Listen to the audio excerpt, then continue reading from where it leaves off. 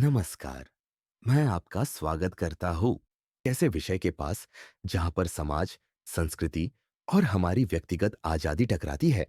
आज हम बात करेंगे विवाह के उस पहलू की जिसे अक्सर देखा नहीं जाता, उस परत की जो मानवीय रिश्तों के नाम पर नियंत्रण और अंततः कैद की एक बुनियाद बन जाती है। विवाह समाज द्वारा बरती गई एक सावधानी है। यह फर्ज नहीं, यह एक रणनीति है। उस रणनीति का उद्देश्य स्पष्ट है। किसी भी व्यक्ति को विद्रोही बनने से रोकना, उसे एक व्यक्ति बनने से रोकना। विवाह अपनी नंगी वास्तविकता में समाज का एक तरीका है ताकि सबको नियंत्रण में रखा जा सके। और यही वजह है कि शुरू शुरू में कोई भी यह नहीं सोचता कि यह क्या बन सकता है। एक आजीवन कारावास, एक गुलामी, हल्का ठहराव। ओशो कहते हैं कि विवाह का इस्तेमाल दुनिया के सभी समाजों में पुराने समय से एक मनोवैज्ञानिक कैद के रूप में हुआ है। एक ऐसा जाल जिसे जिम्मेदारी के कपड़े में लपेटकर प्रस्तुत किया गया। समाज ने एक सामने का चुनाव रखा, जिम्मेदार बनो, पर उस जिम्मेदारी का अर्थ अक्सर है अपने स्वाभाविक उभारों, अपनी स्वतंत्र इच्छा, अपने जोखिम उठाने की क्षमता को दमन कर देना ताकि इंसान घुटने टेक दे। और समाज उसे वही बनाना चाहता है, एक बोझ ढोने वाला जानवर। ओशो एक साफ तस्वीर देते हैं, ऊंट का उदाहरण। ऊंट विद्रोह नहीं करते, और जहां तक समाज का सवाल है, जो जितना अधिक बोझ उठा सके उतना ही कीमती समझा जाता है। वही बोझ, वही सम्मान, वही बोझ, वही सामाजिक मान्यता। विवाहित पुरुष की स्थिति पर विचार करिए। वह अपने बुजुर्ग माता पिता का बोझ उठाता है। वह अपनी पत्नी और बच्चों के लिए जिम्मेदार है। और जितना अधिक बोझ वह उठाता है, उतना ही अधिक वह समाज में सम्मान पाता है। पर सवाल यह है, क्या यही सम्मान असल आजादी के साथ आता है, या क्या यह बस एक तरह का चश्मा है जो असल में जंजीरें छुपा देता है? दो पहलू, नियंत्रण और विद्रोह। ओशो इस द्वैधारिता पर जोर देते हैं। विवाह का दोहरा असर, एक तरफ यह समाज को व्यक्ति पर नियंत्रण का एक सूक्ष्म तरीका देता है, दूसरी तरफ वही जिम्मेदारी। अगर व्यक्ति में थोड़ी बुद्धि और साहस बचे हो तो विद्रोह को जन्म दे सकती है। यहां पर एक दिलचस्प बात है, वही चीज जो किसी को तंग करती है, किसी दूसरे को विद्रोह के लिए प्रेरित कर सकती है। यह निर्भर करता है व्यक्ति के भीतर कितनी जिजीविषा बची है, कितनी हिम्मत बची है कि वह बोझ को चुनौती दे। समाज ने अक्सर विद्रोह को भी नियंत्रित करने के तरीके ढूंढ रखे हैं।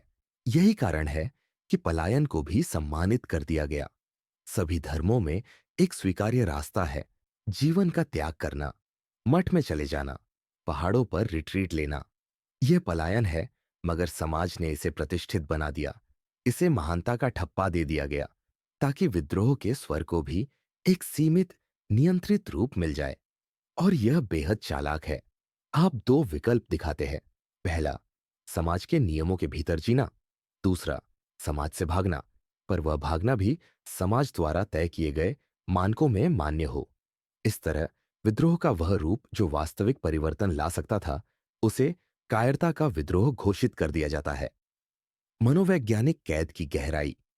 अब हम अंदर तक उतरते हैं, मनोवैज्ञानिक कैद की। ओशो कहते हैं कि विवाह ने जिम्मेदारियों का एक तंत्र बनाकर हर व्यक्ति को इतना व्यस्त कर दिया कि उसे अपने भीतर के प्रश्नों, अपनी पहचान, अपनी स्वतंत्रता पर ध्यान ही नहीं देने दिया जाता। विवाह के नाम पर आर्थिक जिम्मेदारियां, सामाजिक अपेक्षाएं, पारिवारिक कर्तव्य, ये सब मिलकर एक ऐसा पर्दा बनाते हैं जो व्यक्ति की सचेत जागरूकता को कुंद कर देता है। धीरे धीरे वह शख्स कर्मशील बन जाता है, और कर्मशीलता को तारीफ बनाकर समाज ने उसे स्थिर कर दिया। कल्पना कीजिए, एक युवा व्यक्ति जिसकी आंखों में कुछ सपने हैं, उसे कला का शौक है, वह कुछ नया करना चाहता है, जोखिम लेना चाहता है। पर फिर विवाह होता है, जिम्मेदारियां आती है। धीरे धीरे कला के लिए जो समय था, वह काम और परिवार की प्राथमिकताओं में खो जाता है। वर्षों के बाद वही इंसान कहता है, मैंने कर्तव्य निभाया, मैंने परिवार का बोझ उठाया। पर क्या उसके अंदर का वह ज्वाला अभी भी जलती है, या दब चुकी है? ओशो ये पूछते हैं, क्या यह न्याय है?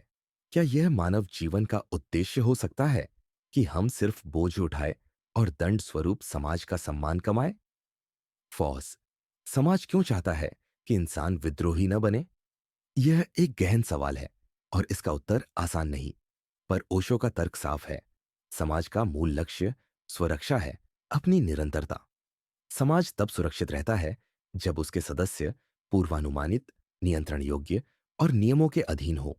एक स्वतंत्र, जोखिम लेने वाला व्यक्ति समाज के लिए असमंजस पैदा कर सकता है।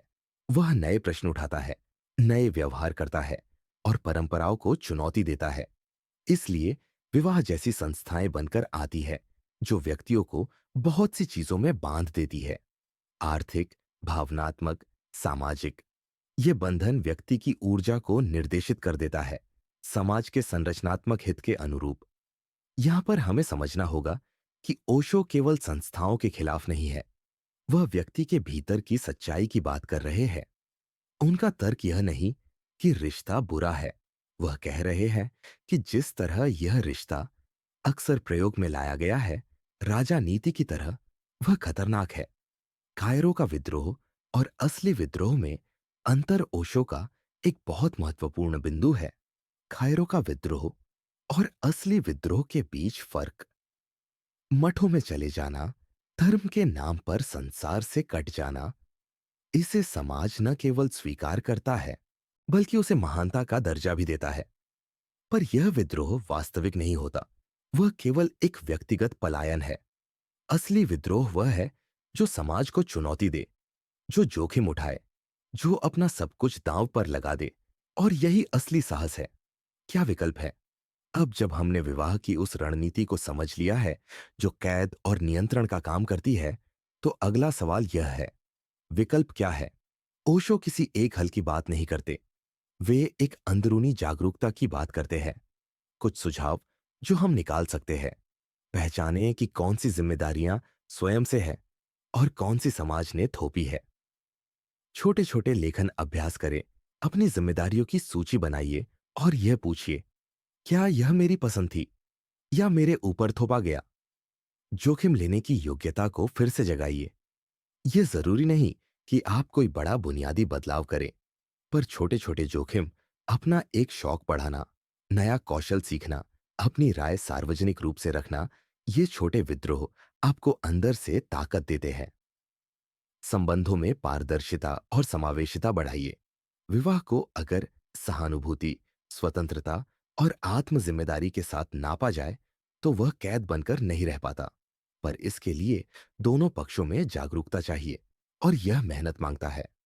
ओशो कहते हैं कि समाज ने विद्रोह के लिए भी एक रास्ता छोड़ रखा है, परंतु उसे पूजा जा रही है, उसे पवित्र ठहराया जा रहा है, ताकि वह उन लोगों के लिए खतरनाक न लगे जो सचमुच व्यवस्था बदलना चाहते हैं। यह एक प्रकार का नियंत्रण है जिसे हमें पहचानना होगा। वे कहते हैं, मन में विद्रोह होना अच्छा है, पर उसका अर्थ तभी बनता है जब वह शरीर में उतरकर क्रिया बने, वरना वह सिर्फ एक निजी दुख बनकर रह जाएगा और समाज उसे खिलौना समझकर अपने चक्र में डाल लेगा। इस पार्ट एक का मुख्य संदेश यही है, विवाह एक सामाजिक संस्था है और जैसे सभी संस्थाएं, यह भी शक्ति और नियंत्रण की प्रकृति रखती है।